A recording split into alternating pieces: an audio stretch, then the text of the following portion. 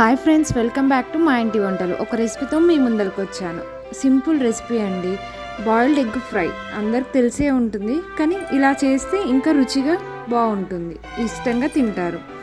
నేను ఫస్ట్ ఎగ్స్ని బాయిల్ చేసి పక్కన పెట్టుకున్నాను.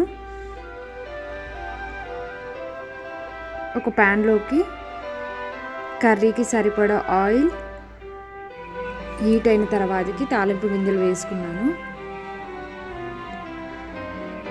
ఆనియన్స్ వేసుకొని అవి ఫ్రై అయ్యే వరకు ఉంచాను. బాయిల్డ్ ఎగ్ ఫ్రై అంటే ఎవరికి నచ్చదు చెప్పండి. ఇలా ట్రై చేస్తే చిన్నపిల్లలు కానీ ఎవరైనా కూడా ఇష్టంగా తింటారు. కరివేపాకు వేసుకున్నాను. అవి ఫ్రై అవ్వనివ్వాలి. బాగా ఫ్రై అయిన తర్వాతకి తగినంత పసుపు వేసుకున్నాను. మొత్తం కలిసేలా కలుపుకుంటున్నాను.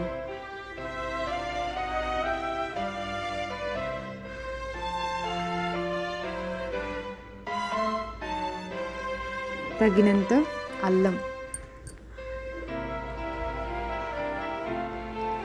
అవి ఫ్రై అయిన తర్వాతకి నేను టమాటాలు వేసుకున్నాను.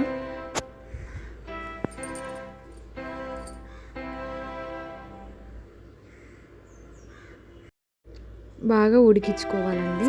మనకి ఉడికిస్తేనే టేస్ట్ అనేది చాలా బాగా వస్తుంది. తగినంత కారం వేసుకున్నాను. అలాగే సరిపడా ఉప్పు వేసుకొని అంతా కలిసేలా కలుపుకుంటున్నాను.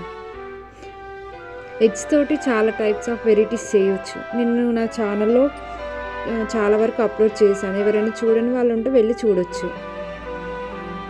ఇలా ఎగ్స్ ఘాట్లు పెట్టుకుంటే ఆ మసాలా అనేది మొత్తం లోపలికి వెళ్ళి మనకి ఎగ్ తింటున్నప్పుడు టేస్ట్ బాగా అనిపిస్తుంది.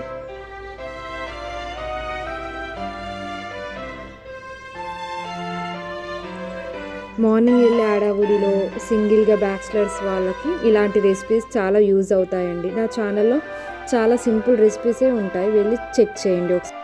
ఎగ్స్ వేసుకున్న తర్వాతకి ఒక 15 minutes అలా ఉడికించుకోవాలి. కర్రీని బాగా కలిసేలా కలుపుకుంటున్నాను.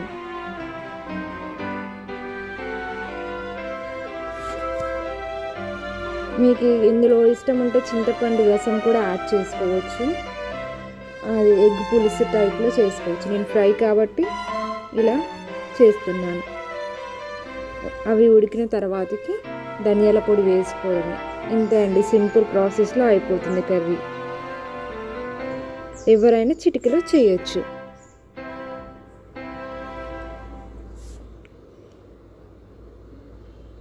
నచ్చితే please like, share and subscribe our channel మా ఇంటి వంటలు.